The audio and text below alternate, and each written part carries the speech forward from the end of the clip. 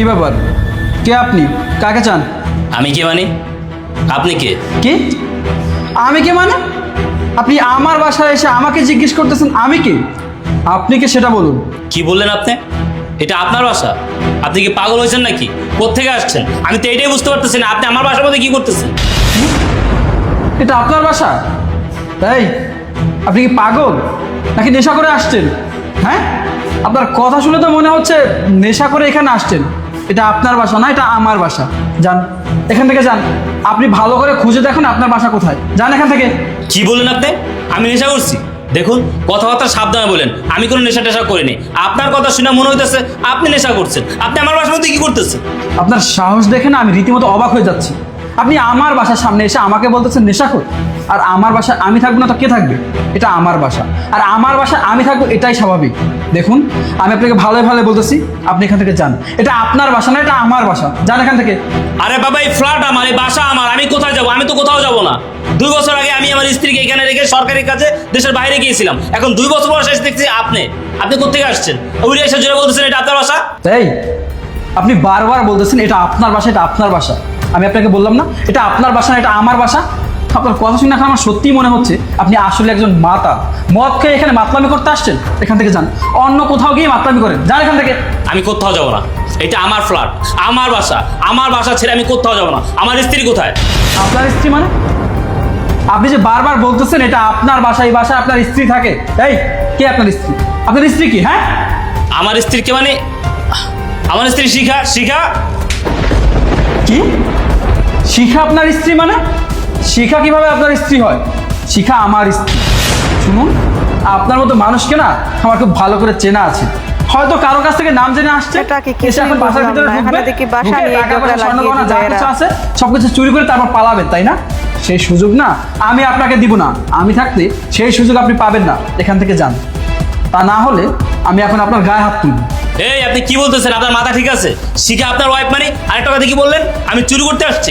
আমার দেখে কি আপনার চোর মনে হয়? আমি কি চোর? আমি আমার ফ্ল্যাটে চুরি করতে আসছি? দেখেন, কথাবার্তা সাবধান বলেন, ভালোভাবে কথা বলেন। চল ভাই, যাবেন তো?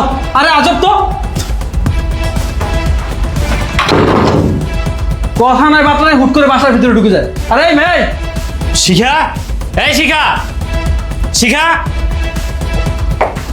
এই সমস্যা কি আপনার? হ্যাঁ, আপনি অনুমতি না নিয়ে বাসার ভিতরে ঢুকে পড়লেন, আবার আমার স্ত্রীর নাম ধরে ডাকতেছেন। আপনার সাহস তো কম না? যান, বের হন বাসা থেকে। আরে আমি কোথায় যাবো?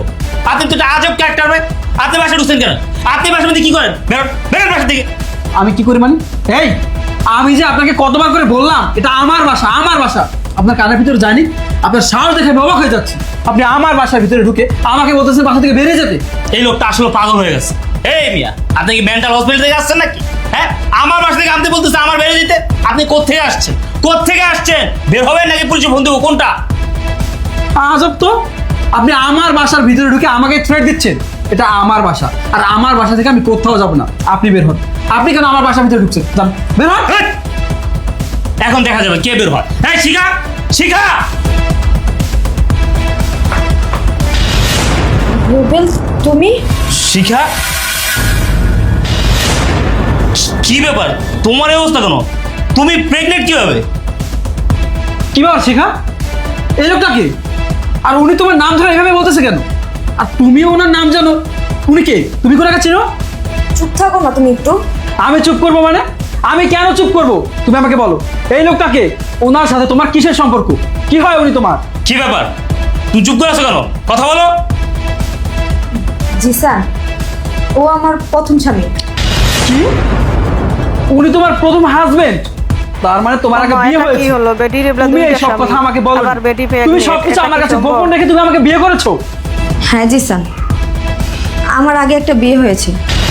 তুমি কোনোদিন আমার কাছ থেকে জানতে চাওনি, আর আমিও তোমাকে বলিনি। এই, আমি এসব কি দেখতেছি, কি শুনতেছি? তার মানে ও তোমার হাজবেন্ড, দ্বিতীয় হাজবেন্ড? আমি সরকারি ট্রেনিং এর কাজে দেশের বাইরে যাওয়ার পর তুমি এই ছেলেকে বিয়ে করছো, ওকে বিয়ে করে এখানে সংসার করতেছো, আর এই ছেলের সন্তান তোমার পেটে? হ্যাঁ রুবেল, ও আমার দ্বিতীয় হাজবেন্ড।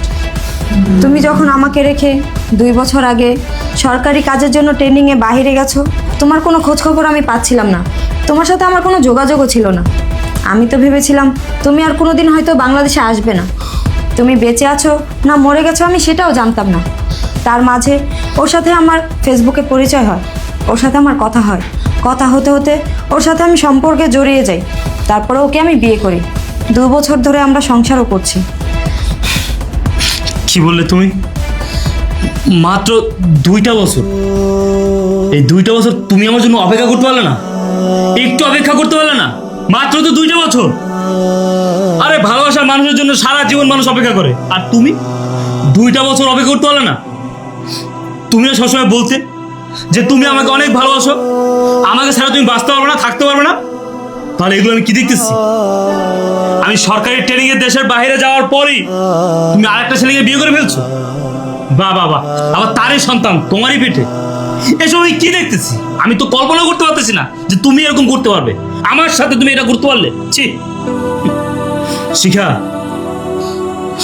আমি 2 বছর জন্য যখন সরকারি ট্রেনিং এ যাই, আমি ট্রেনিং বসে সবসময় তোমার কথা চিন্তা করতাম যে আমার বউ কেমন আছে, ওর মুখটা একটু দেখতে চাইতাম, কিন্তু কোনোভাবেই আমি ফোন ইউজ করতে পারতাম না। এই কারণে তোমার সাথে যোগাযোগ করতে হয়নি। আর যখন আমি দেশে আসছি, অনেক আশা নিয়ে, অনেক স্বপ্ন নিয়ে আসছি যে আমি সরকারি ট্রেনিং শেষ করে আসছি, আমার সরকারি পদোন্নতি হবে, অনেক টাকা স্যালারি বাড়বে, আমি আমার স্ত্রীকে নিয়ে সুখে থাকবো, শান্তিতে থাকবো, ভালো ফ্ল্যাটে থাকবো, আমাদের সন্তান হবে, আমার ফিউচারটা অনেক সুন্দর হবে। আর আমি সেগুলো কি দেখতেছি?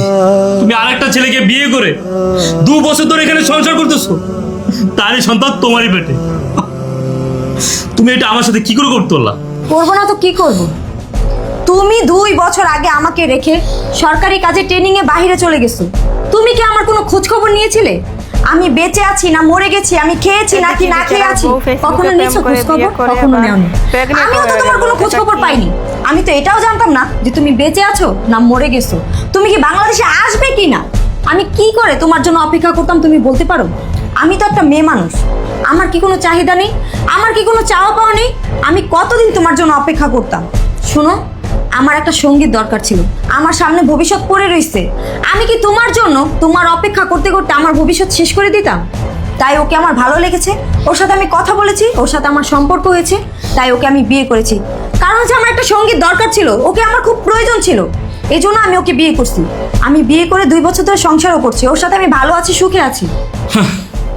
শিখা, খুব সহজে কথাগুলো বললে যে তুমি ভালো আছো, সুখে আছো, শান্তিতে আছো, তোমার একটা সঙ্গীর প্রয়োজন, তুমি একজন মেয়ে মানুষ, তোমার একটা চাহিদা আছে। বাহ, খুব সহজে কথাগুলো বলে ফেললে।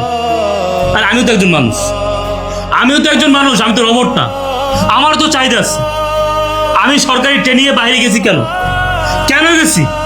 আমাদের ভবিষ্যতের কথা চিন্তা করা, তোমার সুখের কথা চিন্তা করা, আমরা যেন ভালো থাকতে পারি সেই চিন্তা করা। কই, আমি তো ট্রেনিংয়ে গিয়ে আমার নিজের কথা চিন্তা করিনি, আমার নিজের সুখ শান্তির কথা চিন্তা করিনি।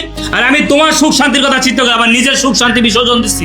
আমি চাইলেই তো পারতাম বিদেশে বিভিন্ন মেয়েদের সাথে সময় কাটাতে, সারা জীবন বিদেশে পড়ে থাকতে, কোনোদিন বাংলাদেশে না আসতে, কিন্তু আমি তো সেটা করিনি। আমি তো দেশে আসছি, তোমার কাছে ছুটে আসছি। আমি তো তোমাকে ভালোবাসি, তোমাদের সাথে থাকতে পারতাম না। আর তুমি আমার সাথে কি করছো? বিশ্বাসঘাতকতা করছো, বেইমানি করছো আমার সাথে। শিখা, তুমি ওনার সাথে যে কাজটা করেছো এটা একদমই ঠিক হয়নি। তুমি ওনার সাথে অন্যায় করেছো, তুমি ওনাকে ঠকিয়েছো, আর সাথে সাথে তুমি আমাকেও ঠকিয়েছো। আর যেই মানুষটা তোমাকে এত ভালোবাসতো, তোমার সুখের কথা চিন্তা করে ট্রেনিং দেওয়ার জন্য দেশের বাইরে গিয়েছে, দিনরাত এক করে পরিশ্রম করেছে, ট্রেনিং দিয়েছে শুধুমাত্র তোমার কথা চিন্তা করে। এটা ঠিক যে তোমার সাথে যোগাযোগ করতে পারেনি, তুমি কি পারতে না এই মানুষটার জন্য 2টা বছর অপেক্ষা করতে? পারতে না ওনাকে একটু সময় দিতে, ওনার খোঁজ খবর নেওয়ার চেষ্টা করতে? তুমি কিছুই করনি। তুমি এই মানুষটাকে 2টা বছর সময়ও দিলে না। আর যে মানুষটা তোমাকে এত ভালোবাসলো, আর তুমি তার কথা একটাবার চিন্তা করলে না। তুমি শুধু তোমার কথা চিন্তা করে, তোমার ভবিষ্যতের কথা চিন্তা করে, আর তোমার শারীরিক চাহিদা মেটানোর জন্য তুমি আমাকে বেছে নিলে, তুমি আমার সাথে সম্পর্ক করলে, আর শেষমেশ তুমি আমাকে বিয়ে করলে। আর তুমি তো আমাকে বিয়ের আগে বলনি যে তোমার আগে একটা বিয়ে হয়েছে, তোমার স্বামীও আছে। আমি যদি এসব কিছু আগে জানতাম তাহলে আমি কখনো তোমাকে বিয়ে করতাম না। কখনো আমি একটা ছেলে হয়ে আর একটা ছেলের জীবন আমি এইভাবে নষ্ট করে দিতাম না। আমি একটা ছেলে হয়ে আর একটা ছেলেকে এতটা কষ্ট পেতে আমি কখনোই দিতাম না। তুমি ভুল করেছো, তুমি অন্যায় করেছো। আমি তোমার সাথে সংসার করলেও আমি তোমাকে কখনো মাফ করতে পারবো না। আর তোমার গর্ভে তো এখন আমার সন্তান। তোমার কথা না হোক, আমার সন্তানের কথা চিন্তা করে হলেও তো তোমার সাথে আমাকে থাকতে হবে। ভাইয়া, আপনি বিশ্বাস করেন, আমি জানতাম না যে ওর আগে বিয়ে হয়েছে, ওর স্বামী আছে। যদি আমি জানতাম তাহলে আমি কখনো ওর সাথে সম্পর্ক করতাম না, ওকে আমি বিয়েও করতাম না। আপনি পারলে আমাকে মাফ করে দিবেন। ভাই, আপনি তো একটা পুরুষ মানুষ। আপনি যাকে বিয়ে করছেন ওর সম্বন্ধে কি একটু খোঁজ খবর নেওয়া দরকার ছিল না আপনার? যে আপনি কাকে বিয়ে করতেছেন, ওর আগে বিয়ে হয়েছে কিনা, সংসার আছে কিনা, এইগুলো একবার আপনার চিন্তা করা দরকার ছিল না? কই, আপনি তো সেটা করলেন না। আপনি তো নিজের সুখের কথা চিন্তা করছেন। একটা মেয়ে আপনাকে প্রপোজ করলো, আপনি রাজি হয়ে গেলেন, একবারও চিন্তা করলেন না যে তার স্বামী আছে কিনা, তার সংসার আছে কিনা। ভাইজান, আমি তো আপনাকে বললামই, আমি জানতাম না। আমি যদি জানতাম তাহলে আমি আপনাকে এতটা কষ্ট পেতে দিতাম না। আমি একটা ছেলে হয়ে আপনার জীবনটা এইভাবে নষ্ট করতাম না। আসলে আমারই ভুল হয়েছে। ওর সাথে সম্পর্ক করার আগে, ওকে বিয়ে করার আগে ওর সম্পর্কে ভালোভাবে যাচাই বাছাই করা উচিত ছিল, খোঁজ খবর নেওয়া উচিত ছিল। খোঁজ খবর নিয়ে সব কিছু জেনে তারপর ওকে আমার বিয়ে করা উচিত ছিল। আসলে আবেগের বশে পড়ে কাজটা করে ফেলেছি তো। আর তাছাড়া আমি ওকে অনেক ভালোবাসি, সেজন্য আমি আর বেশি খোঁজ খবর না নিয়ে ওকে বিয়ে করে ফেলেছি। আপনারা আমি কি বলবো, আপনাকে তো বলার কিছু নাই। ঠিকই তো, এইখানে তো আপনার কোনো দোষ নাই।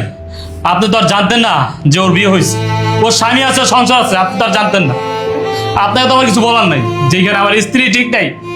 আরে যার জন্য আমি এত কিছু করলাম, যার জন্য আমি সরকারি ট্রেনিংয়ের জন্য দেশের বাইরে গেলাম, যার জন্য আমার নিজের সুখ শান্তি বিসর্জন দিলাম, সেই আমার সাথে এত বড় পোল্টি দিল। আপনাকে আর কি বলবো।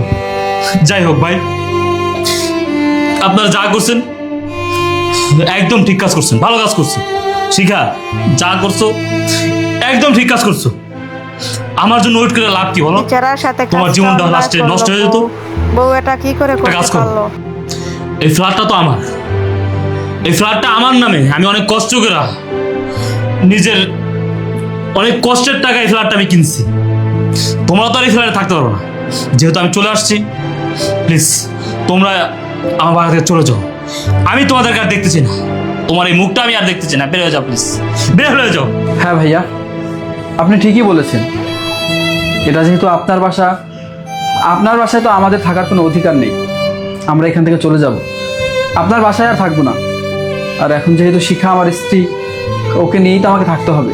ওর গর্ভে আমার সন্তান, আমার সন্তানের কথাও আমাকে চিন্তা করতে হবে। যাই হোক, আমরা চলে যাচ্ছি। আর আপনি পারলে আমাকে মাফ করে দিবেন। শুরুতে আমি আপনার সম্পর্কে না জেনে, আপনার কথা না শুনে আমি আপনার সাথে অনেক খারাপ ব্যবহার করেছি। আপনার সাথে আমি বেয়াদবি করেছি। শিখা, চলো। রুবেল, আমি তোমার সাথে অন্যায় করে ফেলেছি, অপরাধ করে ফেলেছি। তুমি যদি পারো তাহলে আমাকে মাফ করে দিও। জিসান, আমি তোমার সাথেও অন্যায় করে ফেলেছি।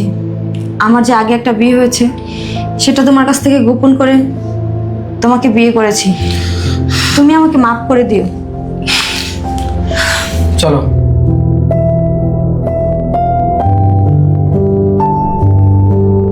স্বামী প্রবাস যাওয়ার পর কিছু কিছু বউয়েরা এমনটাই করে। আমাদের বাস্তব সমাজে এমন ঘটনা হয়। ভালো লাগলে সাবস্ক্রাইব করবেন।